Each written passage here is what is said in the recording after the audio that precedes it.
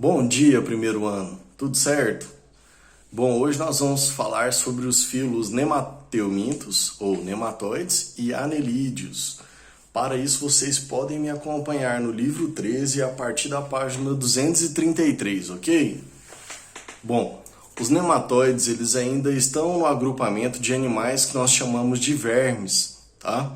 O nome nemateuminto significa vermes cilíndricos e que também apresentam extremidades afinaladas. Com essas características, podemos reconhecer com facilidade um animal nemateuminto, tá? Lembrando que o mais conhecido deles é quem? A lombriga, né?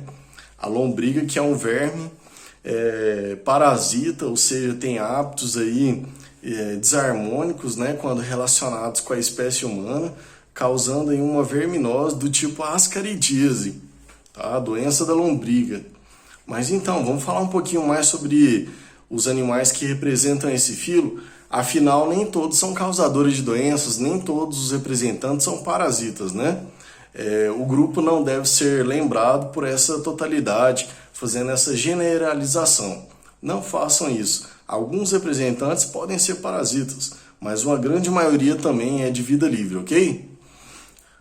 Bom, e de características gerais no grupo dos nematóides, nós temos que o habitat deles, eles habitam ambientes terrestres úmidos ou aquáticos, ou até mesmo interior de outros seres, ok? Vamos às características embriológicas dos nematóides. Bom, eles são triblásticos, protostômios e... Questão do celoma aí, ó, como é que vai ficar? Já aprendeu a classificar os animais de acordo com o celoma? Bom, os nematóides, eles são pseudocelomados, tá? Eles apresentam um pseudoceloma. O que isso significa?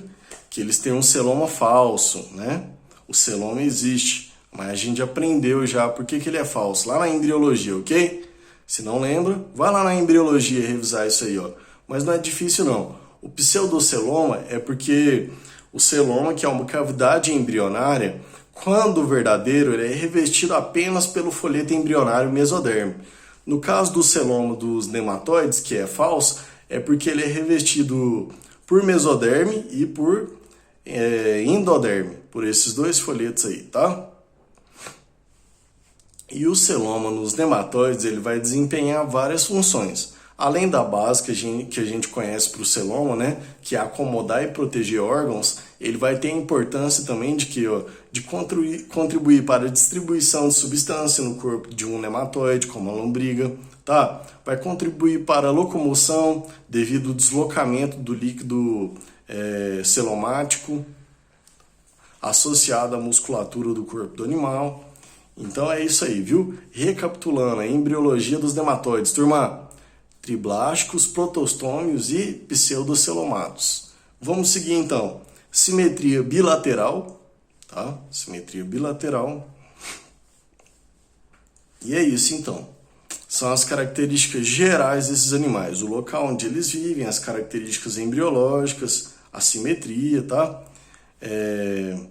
Eles podem ter hábitos aí de vida livre ou parasita, quando se alojam em outros seres e se aproveitam aí, né, tiram benefícios sobre esse outro ser e o causam prejuízos.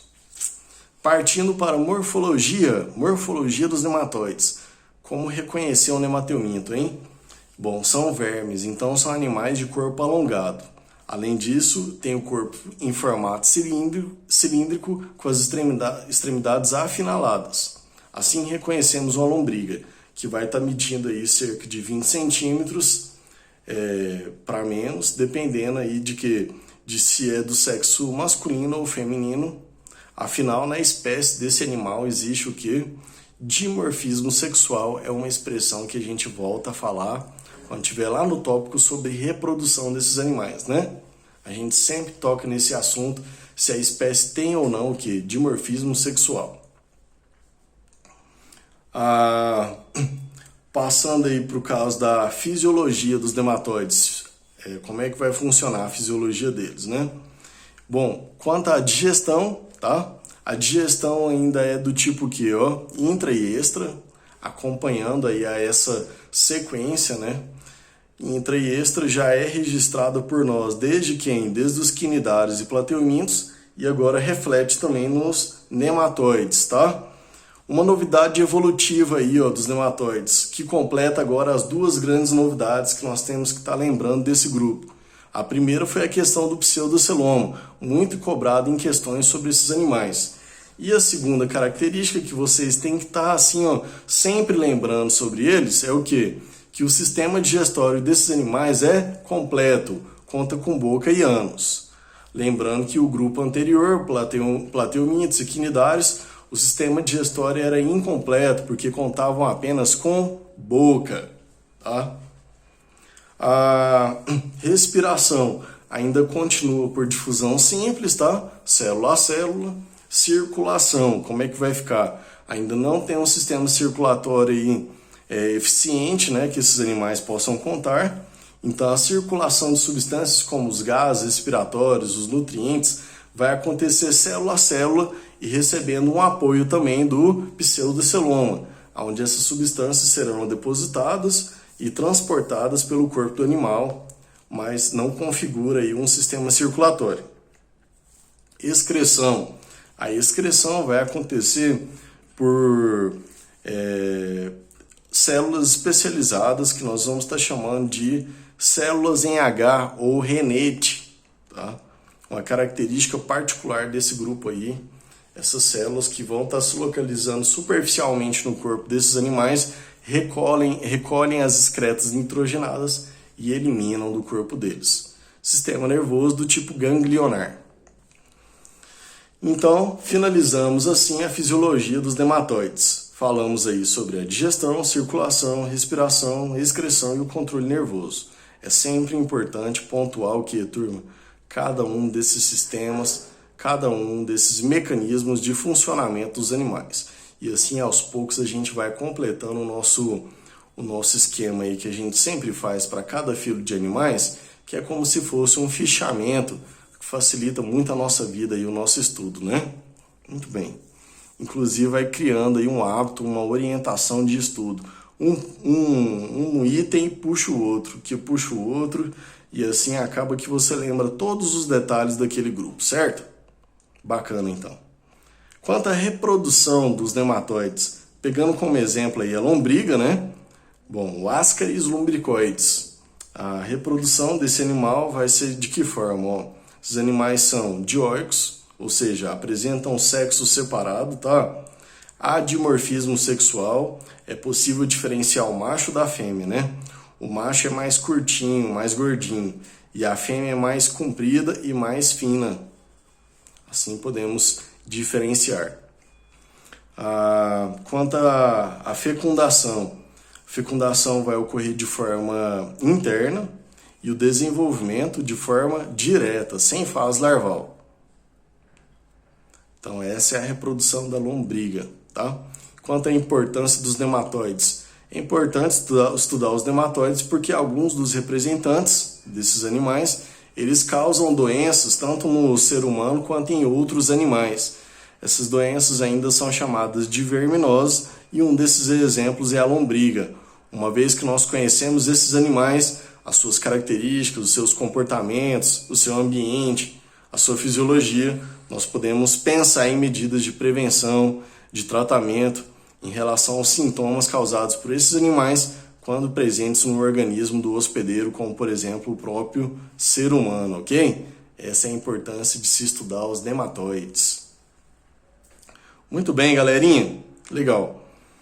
O próximo filo que nós temos para estudar, já vamos em sequência aí nessa mesma aula aí, tá? Aproveitando o tempo, né? É o filo dos anelídeos. Ele vem logo após os nematóides aí no grupo, aí no livro, os anelídeos então. Os anelídeos, eles têm esse nome porque o corpo deles é dotado de segmentações, que vamos estar chamando de anéis, tá? O nosso representante clássico aí é a minhoca, né? E como você lembra, a minhoca ela é realmente dotada por segmentos em todo o seu corpo, que são o quê? Os anéis, tá? Classificação em representantes. O grupo dos anelídeos é classificado, pessoal, de acordo com a quantidade de cerdas Cerdas são expansões laterais que esses animais podem ou não contar ao longo do seu corpo, que auxiliam na locomoção, na proteção. Então são cerdas. Tem anelídeos que não possuem cerdas. Eles representam o grupo dos aquetos, como por exemplo o sanguessuga. Tem aqueles anelídeos que têm poucas cerdas. Eles representam o grupo dos oligoquetos, como por exemplo a minhoca e o minhocossu. E tem também os anelídeos que têm muitas cerdas, que são representados pelos poliquetos, como o animal chamado nereis, que é marinho. Tá. E as características gerais dos anelídeos? Bem, os anelídeos, eles habitam que tipo de locais? Terrestre úmido e aquático, de água doce ou salgada. Essa questão da restrição do ambiente terrestre ter que ser úmido se deve muito ao que, turma? A respiração do animal. Como ocorre na superfície corporal e esse oxigênio vai difundir para as células do seu corpo, depende que essa superfície corporal esteja úmida para favorecer as trocas gasosas, tá? Por isso, muitas das vezes, a restrição. Não apenas isso, mas às vezes também por restrição em conta da reprodução. Às vezes uma fecundação externa que depende de um ambiente úmido para que ela seja provável, tá bom? Quanto à embriologia, os anelídeos eles são triblásticos, protostômios e celomados. Contam com um celoma verdadeiro, tá aí uma novidade evolutiva no grupo, né? O celoma é revestido inteiramente por mesoderme e ele vai exercer a sua função básica de acomodação e proteção de órgãos. Os animais apresentam simetria bilateral, tá? Podem ser de vida livre ou parasitas, como é o caso do sanguessuga, que é um parasita, e a minhoca, o nereis são o quê? De vida livre, né? Então, essas são algumas das características gerais desses animais. Falamos aí sobre o habitat, sobre a embriologia, simetria e os hábitos aonde eles podem ser encontrados. Quanto à fisiologia desses animais, olha só, a digestão exclusivamente extracelular, tá bem, turma? Extracelular, novidade aí também, né? Sistema digestório completo, certo? Com boca e ânus, né? Esses animais aí, como por exemplo a minhoca, ela conta com duas estruturas bem abordadas em questões aí, que é o papo e a moela. O papo que serve para armazenar o alimento, no caso a terra, né? E a moela que serve para triturar. Então esses dois em conjunto aí, em trabalho, vão estar sendo importantes para a digestão desse animal, da minhoca, né? Além do seu sistema digestório aí como um todo, intestino e tudo mais. A minhoca é um animal detritívoro, tá? O que acontece? O que ela faz? Sim, ela acaba se alimentando de restos de seres que estão misturados à terra e aproveitando dos nutrientes. Mas nem por isso podemos dizer que é um ser vivo decompositor, porque o processo de decomposição vai além disso. Consiste em transformar a matéria orgânica em inorgânica através de uma sequência de reações químicas. E os representantes de seres vivos que fazem essa função são os fungos e as bactérias. Animais como minhoca, urubu, hiena, apesar de se alimentar às vezes de seres que estão mortos, não podem ser considerados seres decompositores. A respiração dos anelídeos. Ela ocorre pela superfície corporal, podemos falar em respiração cutânea, né, que depende de um ambiente úmido para estar acontecendo,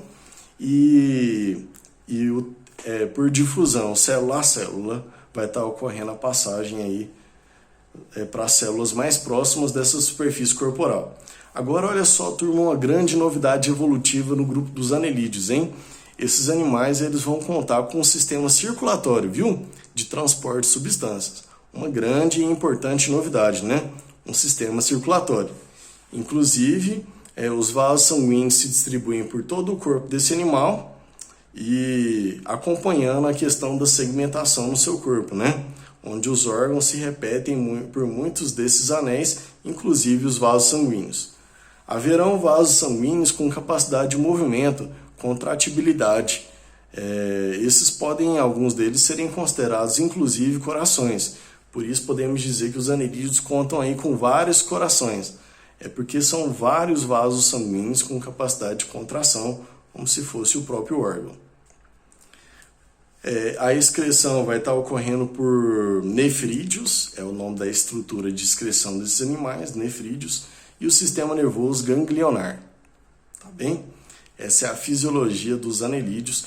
Pontuamos então aí, recapitule a digestão, a respiração, a circulação, a excreção e o controle nervoso, tá bom? Partindo para a reprodução, pegando como exemplo aí a minhoca, como que vai estar acontecendo a reprodução da minhoca, hein? Bom, esse animal é monóico, né? É hermafrodita. Cada indivíduo tem os dois sexos, tá? Com diferentes épocas de maturidade, às vezes aí, para estar tentando dificultar uma autofecundação. Mas isso aí pode acabar acontecendo, é uma resposta, né, para uma pergunta que é muito constante quando a gente chega nesse estudo, tá? Porque apesar de ter os dois sexos do mesmo indivíduo, o que eles mais praticam é fecundação cruzada, para que venha a existir uma variabilidade genética. Mas pode sim, tá? Respondendo aí a pergunta de muitos, pode sim acontecer uma autofecundação. Então é isso, eles são monóicos, a fecundação é externa e o desenvolvimento é direto, sem fase larval. E eu quero que vocês fiquem atentos a uma estrutura no corpo da minhoca chamada clitelo, envolvido com a produção de uma espécie de casulo, que vai o quê? Envolver o embrião após a fecundação externa, para que possa se desenvolver ali os embriões de forma mais protegida, tá? Esse clitelo, ele produz esse casulo e ele sai do corpo do animal para quê? Para se misturar à terra e esses embriões virem a se desenvolver em animais jovens e futuramente adultos. E finalizando os anelídeos aí com a importância, né? Temos a importância da minhoca aí no mercado de pesca, mas a sua grande importância se deve ao quê? Ao trabalho que esse animal faz no solo, né? Ao auxílio que ele faz na qualidade do solo para que ele possa ser utilizado aí na agricultura. De que forma que esse animal faz isso?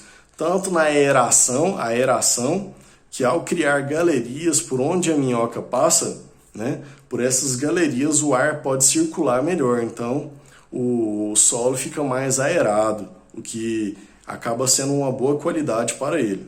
Além disso também, essa criação de galerias facilita o escoamento de água, né? Escoamento de água, causando aí a descompactação do solo.